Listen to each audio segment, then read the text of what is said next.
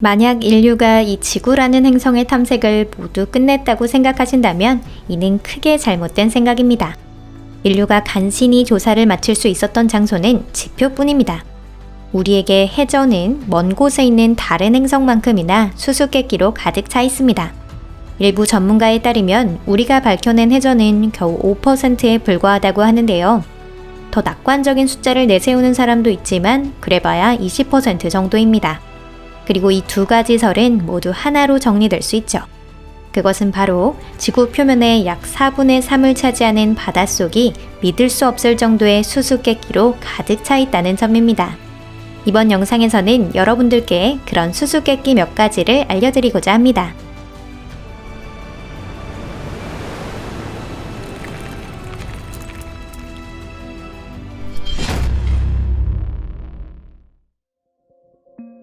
요나구니 수중유적. 1986년 요나구니 초 관광협회 회장이었던 아라타케 키아치로는 일본 열도의 최서단에서 큰 귀상어를 관찰하기 적합한 해저를 찾고 있었습니다. 하지만 그런 그가 발견한 것은 상어 관찰에 적합한 장소가 아닌 그보다 더 흥미로운 곳이었어요. 이는 여러 개의 돌로 된 피라미드형 구조물에 가까웠습니다. 이 구조물의 중심에는 높이 약 42m의 거대한 건물이 우뚝 솟아 있어 요나구니 수중유적이라고 불립니다. 아라타케는 자신의 발견을 과학자들에게 알렸고 그들은 곧바로 이 신기한 수중도시에 대한 조사를 시작했죠. 대체 누가 이 유적을 만들었을까요? 어떤 수수께끼를 가진 고대 문명일까요? 그도 아니면 외계인일까요? 자연의 지질학적 과정일까요?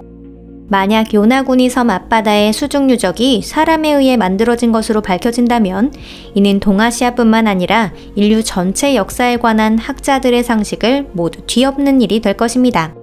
지질학자 역시 많은 어려움을 겪게 될 것이고요. 정설에 따르면 동중국해가 형성된 것은 후기 백악기 시절인 약 7천만 년 전이라고 합니다. 이 중 수중유적이 인공적으로 만들어진 것이라면 다음 중 하나를 의미합니다. 첫 번째는 인간이 공룡과 같은 시대를 살았다는 것인데 이는 할리우드 영화 감독들이 생각한 판타지 공상 속에서나 나올 수 있는 일입니다. 두 번째는 누군가의 실수로 바다의 나이가 잘못 계산되었고 실제 동중국해는 정설보다 조금 더 젊다라는 것입니다. 조금이라고 해도 수천 배의 차이가 발생합니다. 요나구니 수중유적 연구는 많은 사람들의 마음을 흔들고 있습니다. 사진이나 영상에서는 관계용 수로를 닮은 평행한 홈, 링 모양의 도로 등을 볼 수 있는데요. 이를 건설할 수 있었던 문명이 존재한다면 고대 이집트나 수메르에 버금가는 발전 수준이었을 것이 분명합니다. 만약 그렇다면 믿을 수 없는 대발견이죠. 하지만 안타깝게도 대다수의 학자들은 현재까지 이 수중도시가 자연지형이라고 주장하고 있습니다. 쿠바 수중도시. 요나구니만큼 수수께끼로 가득 찬 수중도시가 또 있습니다. 2001년 쿠바 앞바다의 약 700m 깊이에서 몇 가지 이상한 건물들이 소나의 레이더망에 포착되었습니다. 이후 로봇을 사용한 자세한 조사에서 더욱 흥미로운 사실이 발견되었는데요.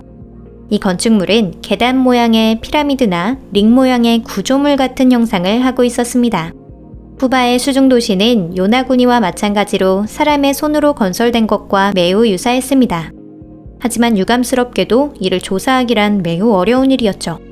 일본의 유적은 깊이 5m 위치에 있었지만 쿠바의 경우 그 140배나 깊은 곳에 있었기 때문입니다.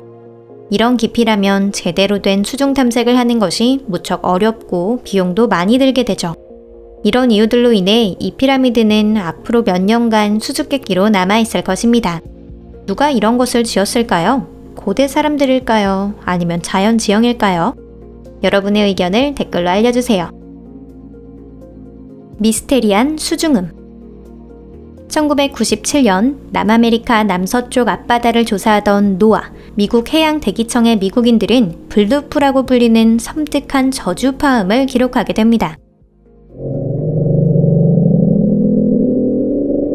블루프가 검출된 대략적인 좌표는 남위 50도, 서경 100도였는데요.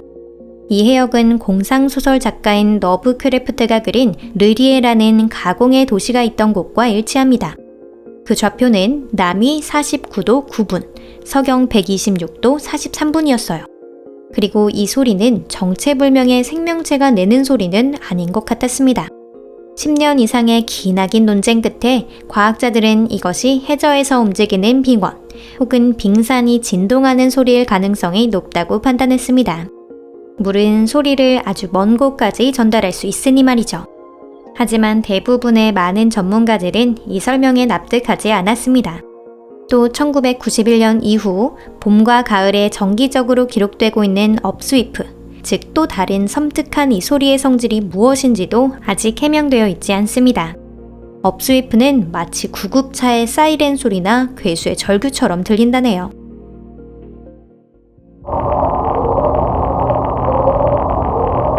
퀘이커 1970년대와 80년대 사이에 소비에트 잠수함은 대서양에서 정기적으로 이상한 울음소리를 기록하게 됩니다. 이 울음소리를 내는 것으로 추측되는 거대한 물체의 목격에 관해서는 벌써 몇 번이나 발표가 이루어졌지만 실제 그 모습을 육안으로 인식할 수 있을 만큼 가깝게 본 적은 한 번도 없었습니다. 결국 이는 미국 잠수함이나 소련 잠수함을 추적하기 위해 미국이 설치한 글로벌 소나의 네트워크가 내는 소리라고 여겨졌습니다. 이후 소련이 붕괴한 1991년, 이 공문서의 기밀 항목 일부가 해제되었는데요. 미국인들도 이 소리의 발생원이 소비에트의 잠수함이나 소나 네트워크일 것이라고 생각했기 때문에 이러한 추측에 당황하긴 매한가지였습니다. 두 강대국들의 잠수함 탑승 보고를 양국 정부가 진지하게 받아들이지 않은 것은 어쩌면 다행인 일입니다. 그렇지 않았다면 쿠바 위기에 버금가는 세계적인 위기가 일어났을 수도 있습니다. 어쩌면 우리는 지금 핵제 위에서 살아야 했을지도 모르고요. 구소련과 미국의 전문가들은 퀘이커라는 이름이 붙은 이 이상한 소리를 누가 냈는지 궁금해했습니다. 해저인일까요? 그도 아니면 외계인일까요? 아직 우리가 모르는 어떠한 존재인 걸까요? 최종적으로 퀘이커는 거대한 고래 또는 거대한 오징어 울음소리라고 결론 지어졌습니다. 하지만 아직 많은 부분에 대해서는 여전히 수수께끼를 안고 있어요. 왜 이 소리는 90년대에 기록되지 않았을까요? 어쩌면 그 이유는 대립하는 두 강대국이 극비로 개발한 무언가 때문일지도 모릅니다. 결국 진실은 알려지지 않았어요. 음모론자들이 아주 좋아할 화제인 것은 분명합니다. 마리아나 해구의 괴수. 가장 깊은 바다의 밑바닥, 즉 심해에는 우리가 아는 어류나 연체동물과는 달리 수천만 년 전에 진화의 길을 바꾼 기묘한 생물들이 살아가고 있습니다. 이 생물에 대해서는 아기와 같은 예외를 제외하고는 거의 알려져 있지 않은데요. 한 가지 유일하게 알고 있는 것은 심해 생물의 외모가 인생의 많은 고난을 넘어온 사람조차 섬뜩함을 느낄 정도로 강한 인상을 주는 경우가 많다는 것입니다. 알려진 것 중 가장 신기한 해저 생물은 2000년 일본 과학자들이 마리아나 해구를 조사하는 동안 발견한 거대 생물입니다. 마리아나 해구 부근에 수심 약 1km 떨어진 곳에서 몸 길이가 약 2m인 거대한 상어를 몇 마리 발견하게 됩니다. 그런데 상어들이 갑자기 뿔뿔이 흩어져 버린 것인데요. 이 상어는 매우 사나운 포식동물이지만 자기보다 더 큰 생물은 두려워합니다.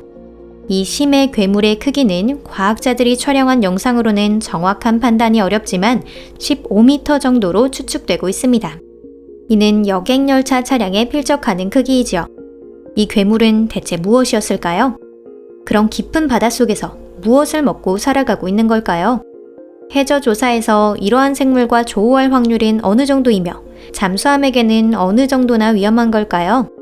답은 알 수 없습니다.